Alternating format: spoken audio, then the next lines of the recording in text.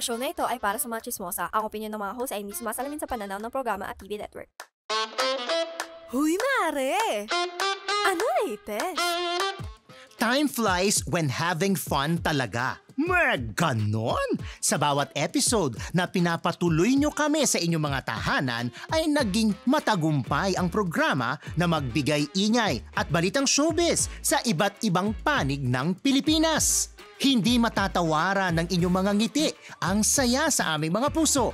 At sa pagtatapos ng ating season ay balikan natin ang ilan sa mga tawanan at mga nakakaintrigang blind item. Sambayan ng Kamarites at mga all-TV viewers. Ito na po ang ating Top 5 Best of The Who.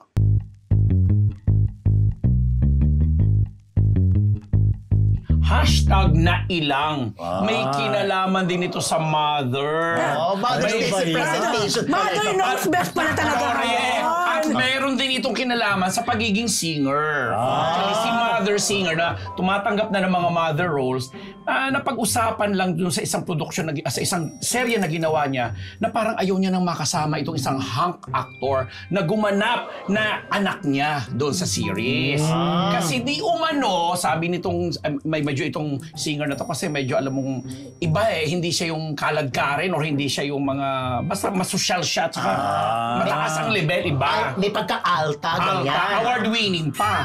Ngayon, nung inaalok siya uli na makasama itong hunk actor, sabi niya dun sa mga nag-aalok sa kanya, pwedeng pas muna ako pag yan ang gaganap na anak-anakan niya. Kasi di umano, doon sa dalawang ginawa nilang serye, talagang nararamdaman niya pagkailan. Kasi doon na medyo mahirap siya, hindi alta na naka-duster lang. Pero every time daw na niyayakap siya nung hunk actor, may mali siya. May nararamdaman siyang Bakit siya lang nakakarap? Dumudunggol-dunggol. Siyempre alam na yun, di ba? So, parang masarap pa. O dapat naging proud siya. dapat proud siya. Actually, hashtag mo dapat dunggol. Tama. Ay, pang all TV kasi. Kaya nailang na lang si singer-actress na parang ayaw niya, pero gwapo talaga si hunk actor na gumaganap na anak-anakan niya. So, ibig sabihin, malayo ang agwat ng edad nila. Oo, parang anak na talaga niya. Talaga anak niya talaga. Pero may asim pa. Yes, punong-puno ng asim. Masarap pa. Diba? Nararamdaman pala daw talaga yung, lalo pag may ma-eksena ng mother, naiilang siya, parang may something dito, ganon. Something is happening along the way. Baka naman may mali siya lang si Mother. Mararamdaman mo daw nakasintigas ng bakal. Ganun level agad. Ay, hindi, syempre siya nagsasabi, nararamdaman. Kaya parang naiilang Hindi siya. man lang bato, ano pwede ba? Bakal daw talaga. Kagaya nung pinatigas ni Nicola na yellow na di ba? Parang ganun. Anong clue? Ang clue, magaling yung, sa actress. Sa actress muna. Yung singer-actress ay regular pa siyang napapanood, ang husay-husay pa rin niya. Isa siya sa mga pinagpipitaganan natin mga singer. Tapos, correct! Pagkatapos... Tama, ako din yan, nahula ako eh. Pagkatapos, yung hunk actor ay gwapo rin, produkto ng reality show na ano pa rin. Sino yan? Sino yun? Pakita nga. Wala. Naalala ko yun. Yung actress, tama yan. Tama yan. Yung anak niya, yes. Dalawang beses na niya naging anak? Oo. Tapos doon sa ikalawa, medyo may iba na siya na naiilang na siya. In fairness naman doon sa babae. Talaga namang pwede ka pa rin talagang desirable, may diba? asim pa rin. Need approval. Naku, sino naman kayang may kailangan ng approval? PhD. Okay, medyo bago-bago pa tong kwento na to. Nangyari lang recently sa isang event? Ay. Sige, event. Parang kanina? Isang araw. Isang linggo? Okay. So, ganito may isang beauty queen, di ba? Medyo beauty queen tayo ngayon. May isang beauty queen na medyo siguro pwede mo na siyang i-classify na medyo veteran na beauty queen. So, itong beauty queen na to, super fan pala ng isang grupo. Okay? Ng isang grupo. So, nagkataon, si beauty queen ay nandito sa event na to. Kung saan, nag-perform naman ang grupo na to. Favorite niya. So, na-excite si beauty queen. Talagang sabi niya, ay, naku, magkapapicture ako. In all fairness naman kay beauty queen, hindi siya nakiki-bandwagon lang. Talagang fanay siya nitong grupo na to. So, ito na. Tinapos naman niya yung event. Kasi actually, parang may rehearsal muna before the event, the actual event. So, siguro may break. Nasa dressing room ang grupo. To si Beauty Queen, nagpunta doon. Nagkumatok at mag-request nga ng photo op. So, lumabas naman itong siguro maybe road manager or handler ng grupo na to. So, sabi ni Beauty Queen, parang I'm a fan. Can I have a picture with them? Ganyan. Sabi naman itong road manager or handler or staff, sabi niya, ay, naku po, pasensya na po. Kailangan pa po ng approval. Para lang magpa-photo op? From the management. Question, grupo ng ano yung mga babae o mga lalaki? Grupo. Napakadalihan ito. Host ko yan. Grupo ng mga lalaki. Okay, so sabi ngayon, Beauty Queen, pero diba? alam mo, napatunayan itong aking source na talagang fan itong Beauty Queen. Alam mo, hindi siya nagdamdam, hindi siya na-offend. Ang mas na-offend pa raw, itong parang nakakita na industry, na parang, Hindi grabe pinayagan. naman, si ano naman yun? Ano ba naman yung pinagbigyan? Ganyan. May nagsabi ngayon dito sa aking source, hindi kasi ganyan na talaga ngayon. May protocol na. May personal state. Very lesa, Very Korean.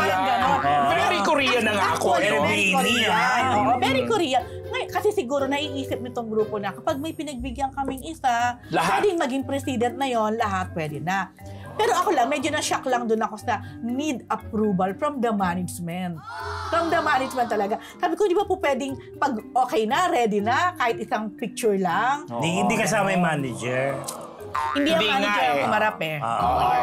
But anyway, so yun ang need approval na baka ganyan na nga talaga. Yeah. Diba? Ay, nako. Hulaan nyo na yan. Matangkad yung Beauty Queen. Siyempre naman. Pero veteran na siya. Sa ating pagbabalik, naaalala nyo pa ba itong aktor na nanakal sa dressing room? Tutok lang dito sa Marites University! Psst. Psst. Welcome back sa Marites University para sa ating top 3. Watch this! Psst. #sakal. Ito na yung kwento. May kinalaman ito sa isang sikat na aktor. Itong sikat na aktor na ito, maraming award. At talaga maraming umiidolo sa kanya. Kaya marami naman ding excited na makatrabaho siya. Pero dahil siguro sa pressure, dinadalaw ng init ng ulo kung minsan. Hindi ko alam kung minsan o palagi. Eto na. Nasa isang taping itong si aktor. Tapos, nasa tent siya. Di ba? Nasa tent sila yung mga Hiling mo artista. sa tent, Mga tent. mga tent na Ngayon, talaga. di ba meron May kwento sa tent? meron naka-assign na staff para tawagin ng isang artista para pumunta na doon sa shooting o doon sa taping, sa eksena. So, pinatawag na doon sa staff. Aktor, tawag na po tayo, labas na po tayo. O, di syempre, Bakla ba yung staff? Oo. Hindi. Okay. Parang ako yun. So, pinapunta na, aktor, punta na po tayo dun sa set. Di, syempre si aktor naman, alam naman niya. So, lakad siya, punta siya. Pagdating niya dun sa set, may kinukuhanan pa pala. Hindi pa pala siya isasalang. Pinagalitan niya ng bongga yung staff.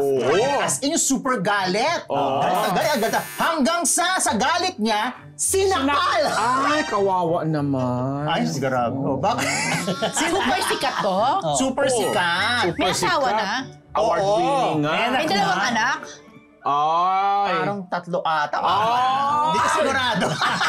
Madami ng anak. Nililigaw tayo. Tapos. Nililigaw. So yun na nga. So parang yung mga staff, simula nung nakita yung eksena na yun, buti nga, naawat siya nung iba na. Lumipat siya ng network? Hindi, nandun pa rin siya. Hindi, parang galing siya sa isang network. Ay, nose ko na to. Nambubuhos ng tubig? Naku, hindi ko sigurado.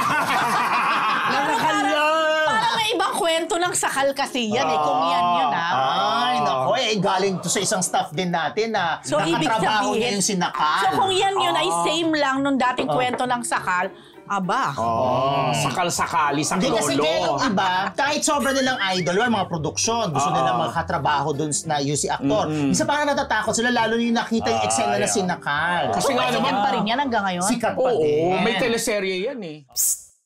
O ito pa, sino ba naman na makakalimot sa blind item ni Dean sa isang stage mother ng isang artista na namigay ng tsokolate pero... Chokes, anyone? Wow. Kanina yan. Chocolate? Chokes Parang ikaw naman ata yan. Nag-alok? Oo. Ano yan? Sino yan? Ano yan? Kasi, isa na, di ba, alam mo yung trend ko, di ba, beauty queen, actor, okay? Ngayon naman, stage mother naman. Di ba, last year, stage father, di ba? Ito, stage mother. Hindi ko makakalimutan yung stage father. Oo, Yung nagpaligo ng doggy. Sa shampoo commercial Ito lang ka na. naman, ito na nga si mother naman ng singer din, na sikat din na singer. Galing niya sa reality show. Di dumating sa isang show, variety show. Oh, hi, may baon-baon, dala-dala. Yun, sabi, yan. Ay, meron. Chocolate, important. At least chocolate. At least hindi nagtanong, happiness or chocolate? Daw siya kasi bukas-bukas. Yan na. Ngayon, tsaka, meron isa sa nabigyan, may naalala, yung nanay pala ngayon, may history. Na? Nagbibigay ng pagkain na expired. So, wala na yung balat na itapon na. So, expired talaga. Hindi, best before naman. Kala nila, di ba, meron ganun, di ba, kung best before or expiration date, di ba? May ganun, di ba? Parang 3 months pa daw yon sabi. Oo, di ba? siguro. Ano na? Di ba? Pero parang nakakahiya naman magbigay na nakita mo na Mag-expire aso na. Oo, alam mo yun yung mother na masyadong ma-PR. Tsaka siyempre, alagaan yung anak ko niyan kasi bidabidayin sa show. Alagaan niyo, pero nalason yung staff. Charot lang. So, chocolates, anyone? Happiness na lang ako. Sino yan? Happiness. Sino yan? Stage mother na yan. Clue. Bakit? Sabi mo nga. Ay, afraid! Kaya Kaya ingat-ingat sa mga bigay na tsokolate at baka matulad kayo sa mga biktima ni stage mother. Para naman sa ating top 1, for sure, tamang hinala ka na naman sa partner mo. Manatili lamang kayong nakatutok dahil magbabalik po ang Marites University. Welcome back mga kamarites! Nako, hindi ko na patatagalin pa at ang ating top 1 ay ang hashtag na patong. Hashtag patong! Mr. Fu! Grabe, Ikwento mo na ano ba yan! yan? Ano ba yan? Alam Patong ko naman ang talaga? patong na yan. Pampabuena. Ako talaga yung buena sa blind item. Ito na. May kinalaman ito sa isang sexy actress. Sabi ko na ba? Itong sexy actress nito, in fairness naman, umalagwa naman ang kanyang karir. Pero dumating sa punto, na syempre pag nagkakaedad na, medyo... Aso nagkaedad na. Nagkaedad na medyo nawalay na. Pero sexy pa din to ha. Kahit Okay. may edad na. Correct. Ngayon, naging racket niya, nagkakaroon siya ng mga shows abroad. Kasi magaling to umawit. O nakakaawit to. O, so kanta-kanta abroad. Eh, di ba syempre, alam mo naman, yung mga kababayan natin abroad, kapag sila ay natuwa sa isang artista, lalo give sila, at the same time, yung talagang ano sila, mag-o-offer sila kahit bahay nila. Correct. Ino-offer nila. So, eto na. May Hindi lang pakulay yan ha. Correct. O, eto na. May mag-asawang Pinoy na nag-offer dito kay sexy actress na, pag nandito ka sa bansa na to, dito ka na lang tumira sa Baler. Eto na. Nako. Alam ko yan. So, eto na. De, syempre, itong si Mrs. Mr. and Mrs. ito. So, si Mrs. Syempre, aligaga siya kapag nandun ng sexy actress. Oo, Bisita, syempre. diba? Artista pa. Artista. O, ganyan. So, syempre, aligaga siya na mamili, bibili siya ng gamit, ganyan, o bibili siya ng pagkain. So, exit frame, si Mrs. umalis. Ayan na! Naiwan sa bahay si Mr. at si sexy actress. Oo. Eto na. Yan na. Hindi nila inaasahan ni Mr. at ni sexy actress na mapapaaga ang balik o uwi ni Mrs. So exciting! Oo. Eto Nagkaroon na. ng ano. Eto na, dumarating na Yung si may plot Mrs. twist. si Mrs. Oo. Dala-dala mga pinamili. Oo, busy-busy yan. Pawis summer. Sabi niya gano'n, Mr. Yan Sexy daw. actress. Oo. Ganyan. Naloka siya sa kanyang nasaksihan.